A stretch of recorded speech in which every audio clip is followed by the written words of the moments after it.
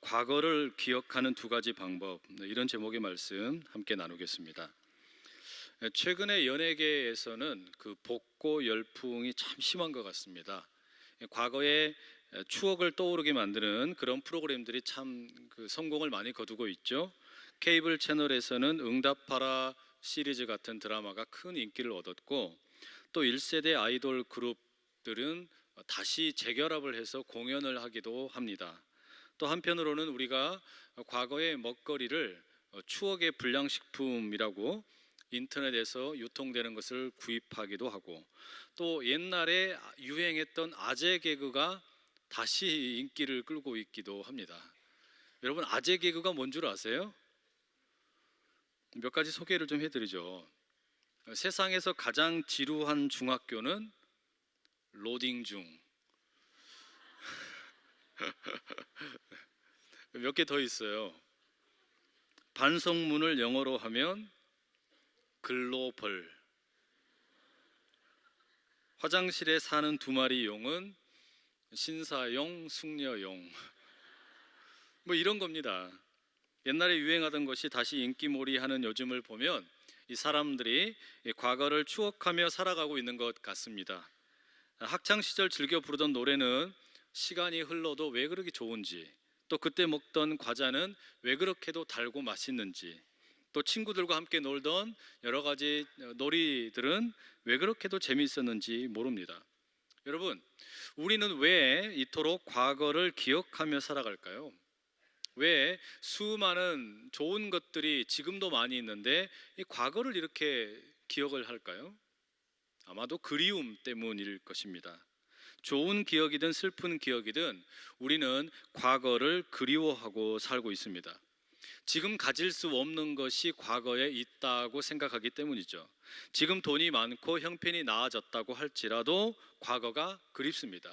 또 지금 형편이 어렵고 대단히 힘겨워도 과거가 그립습니다.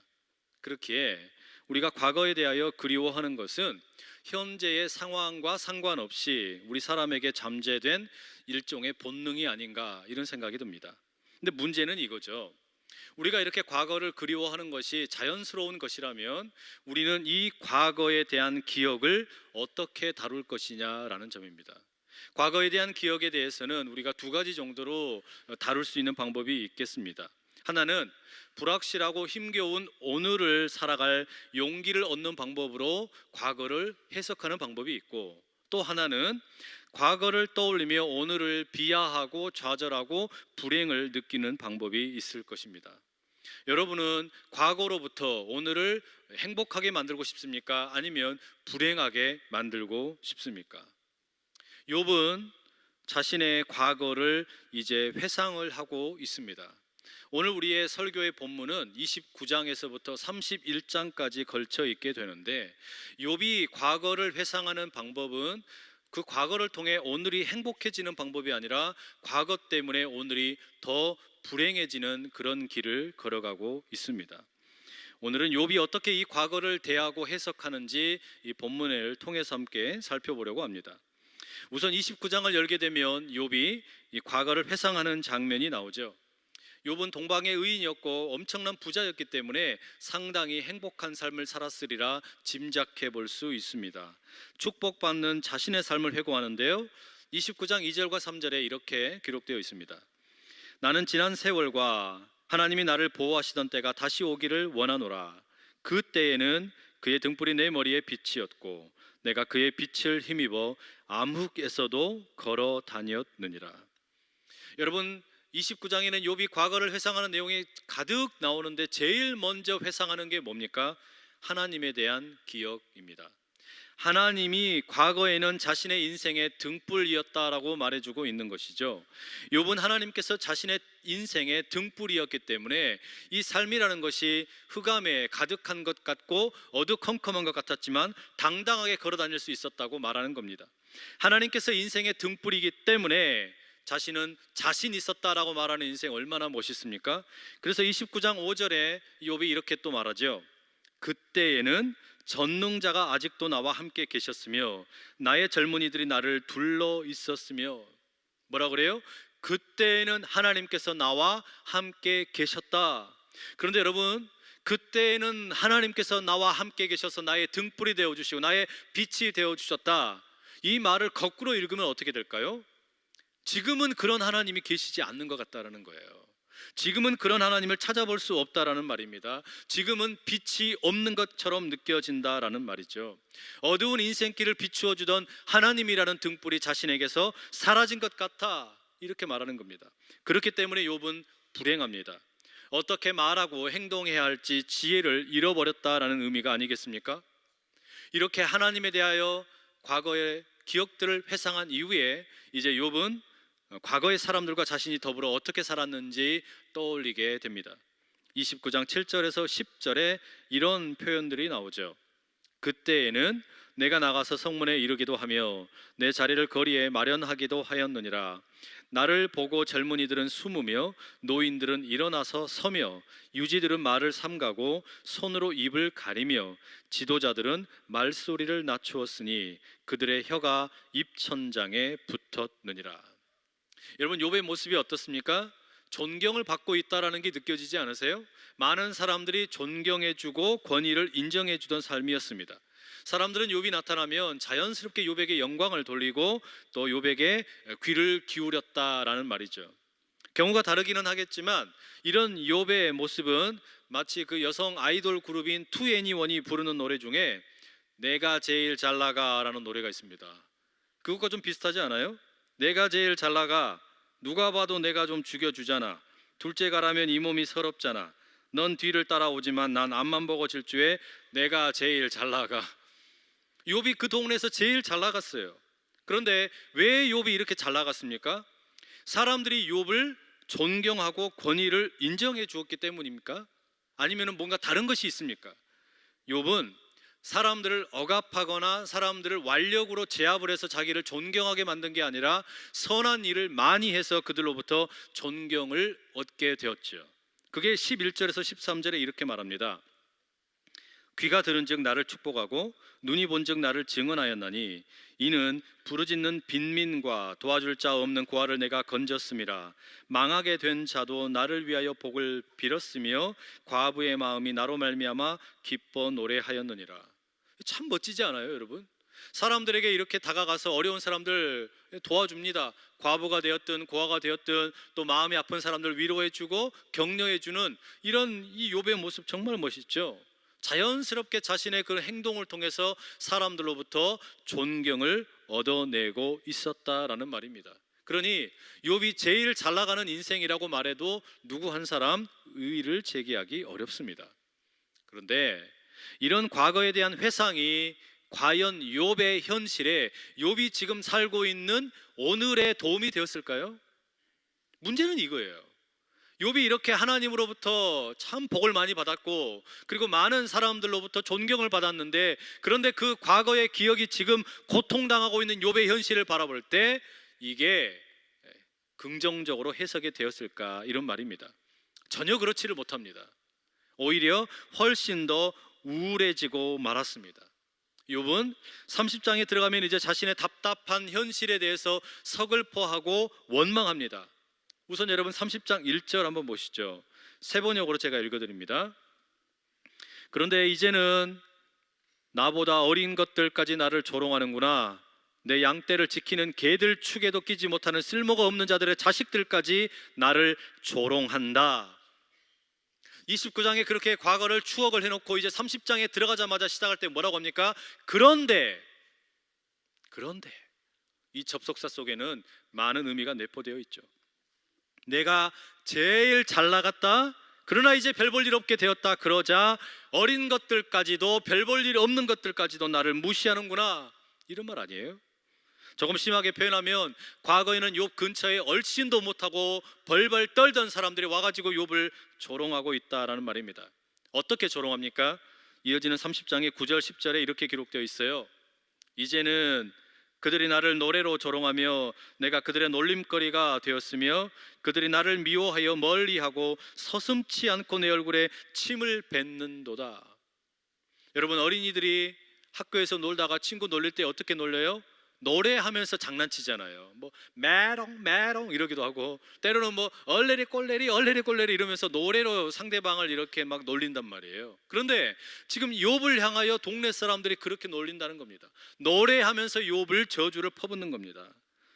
지금 이 사람들 이렇게 욥에게 놀리고 조롱하고 얼굴에 침을 뱉는 사람들이 누구예요?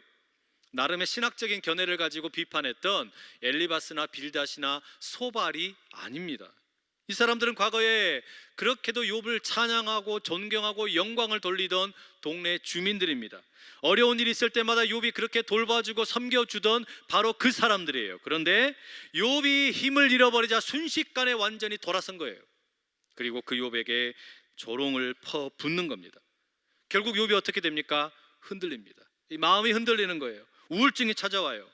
그런데 여러분, 여기서 우리가 주목해야 될 것이 뭐냐면 왜 욥이 흔들리고 있느냐라는 점입니다.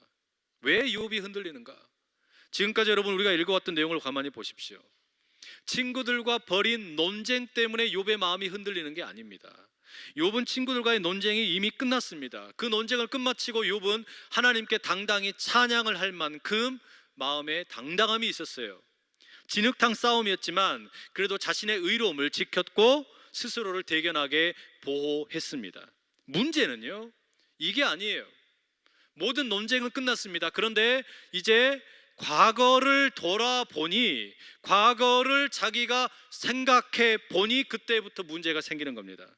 문제를 어디서 찾아야 됩니까? 과거를 해석하는 방식이 지금 문제가 있는 거죠. 과거에는 하나님께서 나의 인생에 등불이었던 시절을 생각하니까, 경제적으로 부여했던 시절을 생각하니까, 자녀들이 모두 다 살아있을 때를 생각하니까, 모든 사람들이 나를 존경하고 칭찬해 주던 그때를 생각하니까 욥이 흔들리고 있는 겁니다.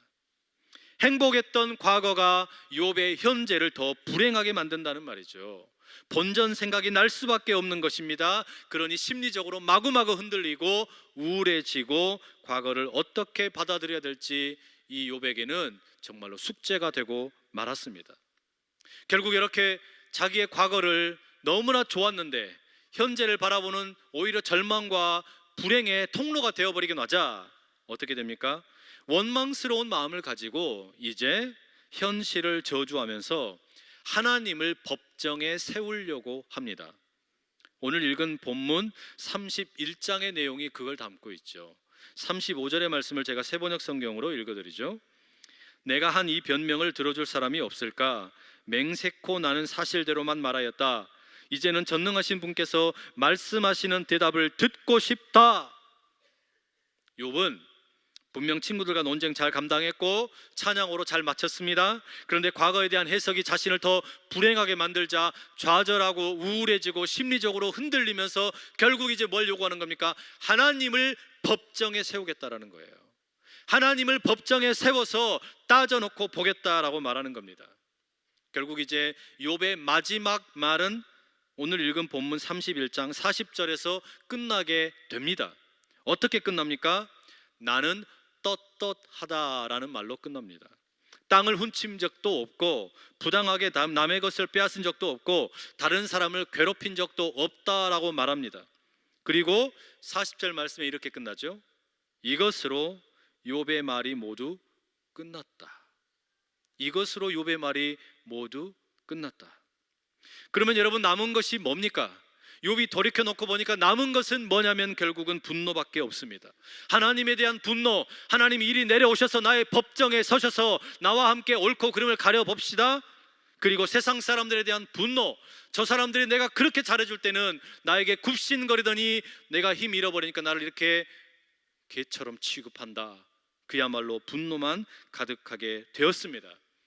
욥의 과거는 화려했지만 과거로 인해 욥의 현재는 더 분노로 가득하고 불행해지고 흔들리고 말았다라는 것이죠.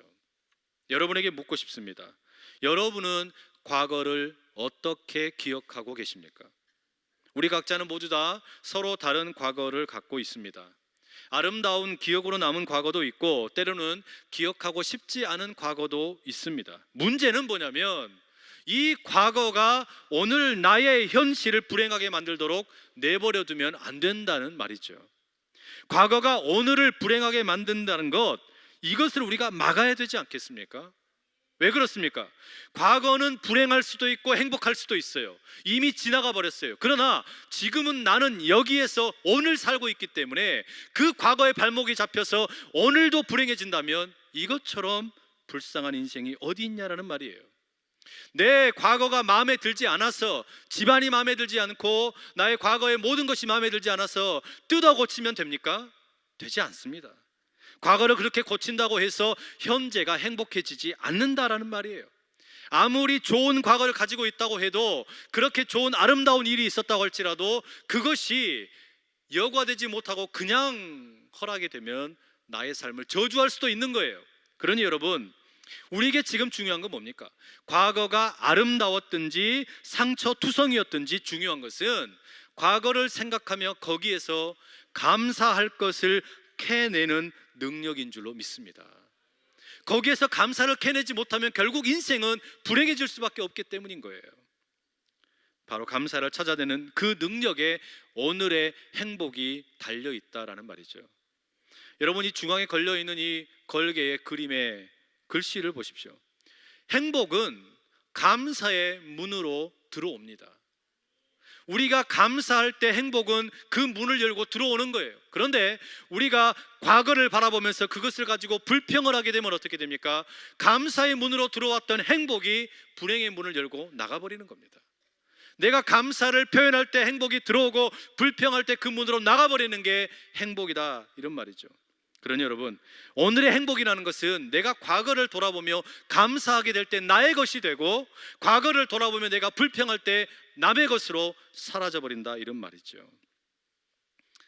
그래서 여러분, 우리는 추수감사절을 앞두고 지난 월요일부터 감사를 담는 특별 새벽 기도에 감특세라고 이름을 붙여서 진행하고 있습니다.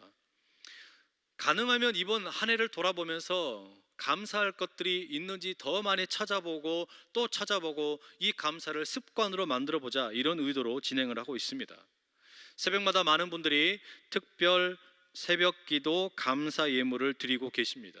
그런 부탁을 드렸어요. 감사할 것이 하나도 없어 보여도 한번 적어보자, 적어보고 그걸 하나님께 드려보자.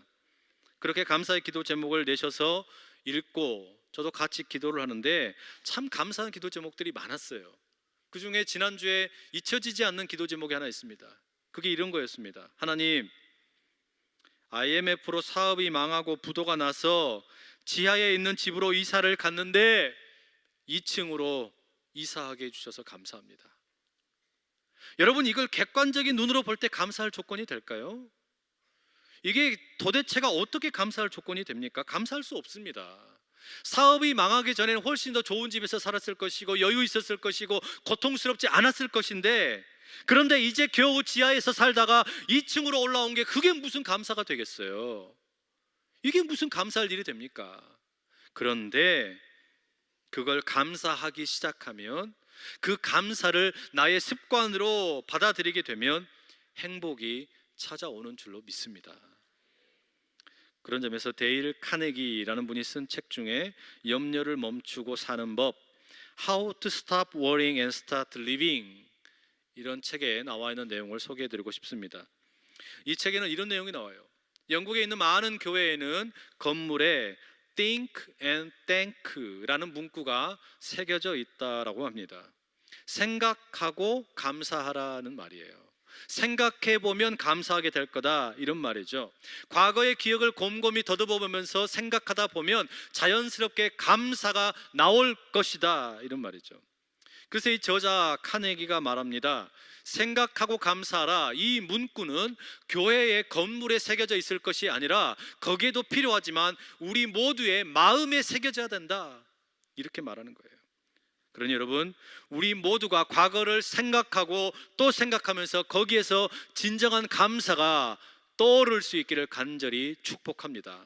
바로 그리고 그 감사로 인해서 여러분의 오늘이 행복해지기를 간절히 축복합니다. 그럼 여러분, 우리는 과거에 대한 생각을 하면서 어떻게 생각해야 이 감사가 우리의 것이 될까요? 어떻게 지금 당장은 내 눈앞에 펼쳐지고 있는 일들이, 감사할 일들이 하나도 없고 고통스럽고 눈물만 나고 정말로 너무나 많은 것들이 힘겹기만 한데 어떻게 생각해도 감사가 나오지 않는데 감사할 수 있겠습니까? 이건 여러분 무슨 심리치료요법으로 그냥 나를 최면을 걸어서 되는 일이 아닙니다. 무조건 긍정한다고 되는 일이 아니에요. 그러면 이것은 뭐 나라가 이렇게 엉망인데 엉망인 나라를 바라보면서도 그냥 감사해라 이런 말도 아닙니다. 어떻게 우리는 이런 현실을 바라보면서도 정치가 엉망인 것처럼 보이고 경제가 암울해지고 있는 것처럼 보이고 세계의 정세가 다 흔들리는 것처럼 보이는 이때에도 우리는 감사할 수 있을까? 과거가 과연 어떻게 나의 오늘에 도움이 될 수 있을까? 오늘은 여러분에게 조금은 어려운 단어 두 가지를 소개해 드리려고 합니다. 한 수년 전에 영국에서 이 국민들에게 가장 좋아하는 단어가 무엇인지 컨테스트를 진행을 했습니다. 그렇게 해서 선정된 단어가 있었는데요, 그게 어떤 단어였냐면 세렌디피티라는 단어였습니다. 이 세렌디피티, 이 단어는 우리말로 옮기자면 뭐 뜻밖의 재미, 우연한 기쁨이라고 할 수 있는 말입니다. 이를테면 이런 거예요. 집에서 내가 텃밭을 가꾸는데 거기에다가 이제 씨앗을 심고 물을 주고 흙에 힘을 북돋아 줬더니 거기에서 막 싹이 나는 겁니다. 이런 거 보면 어때요? 기쁘잖아요. 와, 뭐가 되는구나. 그리고 싹이 나더니 이제 점점 자라가지고 꽃이 피고 나중에는 오이도 열리고 또 고추도 열리는 거, 이런 걸 보면서 뜻밖의 기쁨을 누리고 또 이 추수의 기쁨, 뭐 수확의 기쁨도 누리는 거, 이런 걸 세렌디피티라고 부릅니다. 그런데 아마도 이 영어의 단어를 신학적인 용어로 받아들이면 섭리라고 말할 수 있을 겁니다. 섭리라는 말도 참 어려운 말이죠. 근데 이 섭리라는 건 뭐냐면 하나님께서 자연과 역사의 모든 것을 다스리고 계신다라는 것을 뜻하는 신학적인 용어입니다. 만물을 하나님께서 그 정해지신 목적대로 인도하고 계신다라는 것을 고백하는 교리이죠. 그런데 이 섭리라는 말은 성경에 나오지 않습니다. 다만 성경의 여러 구절들을 봤더니 이것을 우리가 섭리라고 말할 수 있겠다, 이렇게 말합니다. 에베소서 1장 11절의 대표적인 말씀인데요, 이런 말씀이죠. 모든 일을 그의 뜻의 결정대로 일하시는 이의 계획을 따라 우리가 예정을 입어 그 안에서 기업이 되었으니. 무슨 이야기예요? 이 말씀은 모든 일이 하나님의 뜻 안에서 이루어지고 있다, 이런 뜻이잖아요. 그죠? 자, 그런데 여러분, 그러면 왜 이런 섭리의 교리가 만들어졌을까요? 이게 왜 섭리라는 것을 우리의 신앙의 선배들은 하나의 신앙의 고백으로 만들었을까요? 그 이유는 지금 내 눈앞에서는 하나님의 배려가 전혀 없는 것 같고 하나님의 일하심이 아무것도 없는 것 같아 보이지만, 그러나 하나님은 그 일을 미리 준비하시고 앞서서 보고 계시고 성취하고 계심을 믿는다라는 신앙의 고백입니다. 그래서 이 섭리라는 말의 영어 단어가 providence라는 단어인데, 이 단어는 프로와 비데레라는 라틴어를 합쳐놓은 단어입니다. 프로는 앞에라는 뜻이고 비데레는 본다라는 뜻이에요. 미리 본다라는 것이죠. 하나님께서 섭리하신다라는 것을 믿는다는 말은 무슨 말입니까? 지금은 내가 다 알지 못하지만, 왜 이런 일이 있는지 내가 알 수 없지만, 왜 이렇게 고통스럽고 정말 나에게는 쓸모없는 것 같고 어려운 일인데 왜 이런 일이 있는지 알지 못하겠지만, 그러나 하나님께서 나와 내 가족과 내 민족과 우리 온 세계를 돌보고 계심을 믿는다라는 고백이라는 말이죠. 그러면 여러분, 만약에 우리에게 진짜로 이런 섭리의 신앙에 대한 고백이 있다면 지금 당장은 하나님의 하시는 일이 눈에 보이지 않아도 감사할 수 있는 줄로 믿습니다. 왜 그렇습니까? 나의 눈에 보이지 않을 뿐이지 하나님께서는 지금 일하고 계시기 때문입니다. 내 눈에는 보이지 않지만 보이지 않게 미리 보고 계시는 하나님, 프로비데레, 지금 일하고 계시는 그 하나님께서는 앞서서 보시면서 일하고 계신다는 말이에요. 그렇기 때문에 감사할 수 있는 저와 여러분 될 수 있기를 축복합니다. 여러분, 그럼 다시 이제 우리가 욥의 이야기로 다시 돌아가 봅시다. 욥은 왜 과거의 그 아름다웠던 이야기들, 수많은 즐거웠던 것들이 현재에 유익을 주지 못하고 절망과 불행만 주게 되었습니까? 그것은 욥에게 섭리의 신앙이 사라져 버렸기 때문입니다. 앞서서 우리가 29장 5절을 읽었죠. 이런 구절이 나왔지 않습니까? 그때에는 전능자가 아직도 나와 함께 계셨으며. 여러분, 이 고백 속에 뭐가 들어있는 거예요? 그때에는, 과거에는 하나님께서 계셨지만 지금은 나에게 계시지 않는다라고 생각하는 겁니다. 이 고백은 달리 말하면 하나님의 섭리에 대한 믿음이 사라져 버렸다라는 말이 되는 것이죠. 그렇기 때문에 과거에 대한 기억이 현재를 망가뜨리고 있는 겁니다. 그때 내가 잘 나갈 때는 하나님이 계셨어. 그때 내가 건강할 때는 하나님이 나를 돌봐주셨어. 그러나 지금 내가 망하고 건강을 잃어버리고 자녀들이 말을 듣지 않고 이 지경이 된 걸 보니까 하나님은 더 이상 나와 함께 하시지 않네, 하나님은 나를 도우시지 않네. 그 섭리의 신앙이 사라져버렸다는 말입니다. 그러나 여러분, 만약 우리가 고통 중에 있고 어려움이 있고 문제가 해결되지 않는 중에 있을지라도 하나님의 섭리를 믿는다면 지금 당장은 하나님께서 일하고 계심이 보이지 않아서 괴롭지만 감사할 수 있는 문이 열리게 될 줄로 믿습니다. 바로 그렇게 감사하게 될 때 찾아오는 게 뭡니까? 바로 세렌디피티, 뜻밖의 기쁨이라는 말이죠. 내가 그렇게 눈에 보이지 않아서 감사하지 못했는데, 하나님의 일하심이 보이지 않아서 낙담하고 있었는데, 그럼에도 불구하고 감사하기 시작했더니 찾아오는 게 뭐예요? 뜻밖의 기쁨이 있다라는 말이에요. 여러분, 우리는 이제 다음 주에 추수감사절을 보내게 됩니다. 우리가 해마다 추수감사절을 보내는 이유가 여기에 있습니다. 추수감사절은 한 해를 돌아보면서 하나님께서 부어주신 은혜에 우리가 감사하는 거 아닙니까? 그런데 이 감사는 여러분, 우리가 감사할 것이 많아가지고 감사하는 게 아니에요. 회사에서 사원들이 열심히 일해가지고 실적이 좋아지고 나면은 연말에 되면 보너스를 주죠. 성과급을 주죠. 그런데 우리가 하나님께 추수감사를 드리는 것은 하나님께 무슨 성과급을 드리거나 보너스를 드리는 게 아닙니다. 이거는 뭡니까? 내가 감사할 것이 많이 있으면 좋지요. 그러나 감사할 것이 없어도 감사를 드리는 게 추수감사의 의미라는 말입니다. 왜 그렇습니까? 추수감사라는 것의 진짜 의미는 하나님의 섭리 프라비던스를 믿고 그것 때문에 주어지는 세렌디피티, 뜻밖의 기쁨을 누리기 원하는 신앙의 고백이기 때문입니다. 감사할 것이 많아가지고 감사하는 거, 이건 누구나 할 수 있는 일이에요. 감사할 게 넘쳐나서 감사하는 거, 그거는요 교회 다니지 않는 이들도 누구나 하는 일이에요. 그런데 진정한 감사, 진정한 추수감사의 의미는 어디 있냐? 지금 내 눈에 감사할 것이 하나도 없어도 감사할 수 있는 신앙, 거기에 있는 줄로 믿습니다. 추수감사절의 유래가 그렇습니다. 어떤 분들은 이 추수감사절이라는 것이 뭐 미국의 명절이다, 영국의 명절이다, 독일의 명절이다 생각하실지 모릅니다. 그러나 진짜 추수감사절의 의미는 성경에서부터 유래되고 있지요.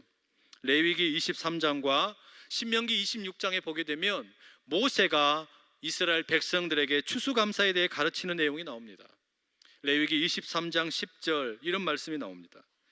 이스라엘 자손에게 말하여 이르라, 너희는 내가 너희에게 주는 땅에 들어가서 너희의 곡물을 거둘 때에 너희의 곡물의 첫 이삭 한 단을 제사장에게로 가져갈 것이요. 여러분, 이 말씀을 가만히 보세요.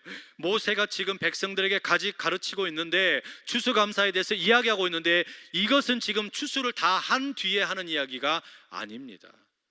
아직 이스라엘 백성들은 요단강을 건너지도 못했고 여리고 성을 이기지도 못했고 약속의 땅을 분배받지도 못했고 추수를 다 해가지고 거두어서 감사를 드리는 게 아니에요. 지금 눈앞에 아무것도 펼쳐진 건 없습니다. 다만 보이는 건 뭡니까? 광야밖에 없습니다. 메마른 땅밖에 없습니다. 모래밖에 없는 거예요. 그런데 지금 모세가 뭘 가르칩니까? 추수감사를 가르쳐주고 있다라는 말이죠. 이게 뭘 말합니까? 추수감사에는 하나님께서 만유의 주인이시고 이 온 세상을 다스리고 계시는 섭리하시는 분이시기 때문에, 그렇기 때문에 우리는 감사해야 한다, 이걸 지금 가르쳐주고 있다는 말이죠. 마찬가지입니다. 여러분, 우리 모두가 왜 감사를 올려드립니까? 왜 추수감사에 동참을 합니까? 내 삶의 모든 것을 지탱해 주시는 분이 하나님이시기 때문인 줄로 믿습니다.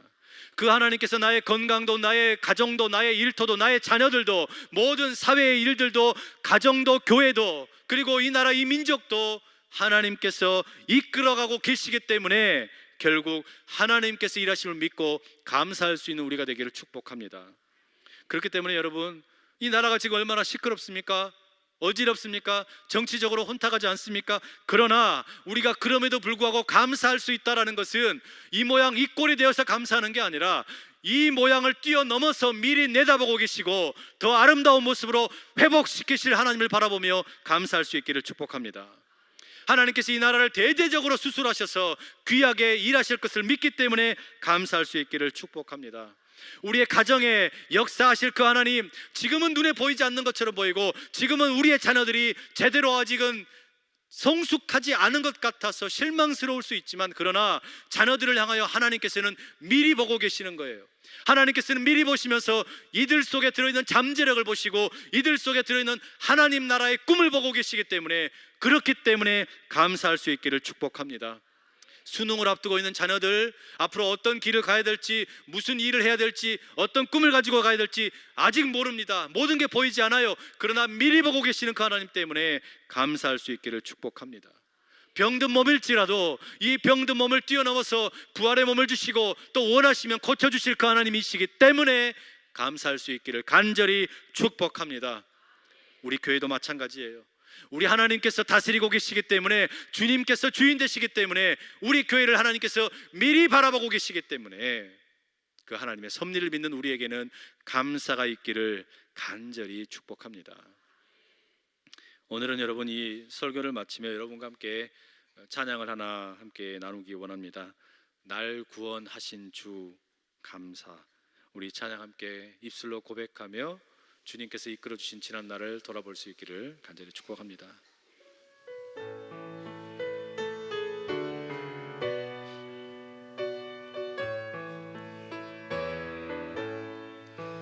날 구원하신 주 감사, 모든 것 주신 감사, 지난 추억 인해 감사, 주내 곁에 계시네, 향기로운 봄철의 감사, 외로운 가을날 감사, 사라진 눈물도 감사, 나의 영혼 평안에 응답하신 기도 감사, 거절하신 것 감사, 헤쳐나온 풍랑 감사, 모든 것 채우시네, 아픔과 기쁨도 감사, 절망 주 위로 감사, 증량 못할 은혜 감사, 크신 사랑 감사해, 길가에 장미꽃 감사, 장미꽃 시도 감사, 따스한 가정 희망 주신 것 감사, 기쁨도 슬픔도 감사, 하늘 평안을 감사, 내일의 희망을 감사, 영원토록 감사해. 사랑하는 주님, 때로 우리는 온 세상 모든 것을 이끌고 계시는 하나님의 섭리를 믿지 못합니다. 눈에 보이지 않는 하나님의 손길을 외면합니다. 그러다가 과거의 기억이 오늘 살아가는 우리의 삶을 불행하게 만듭니다.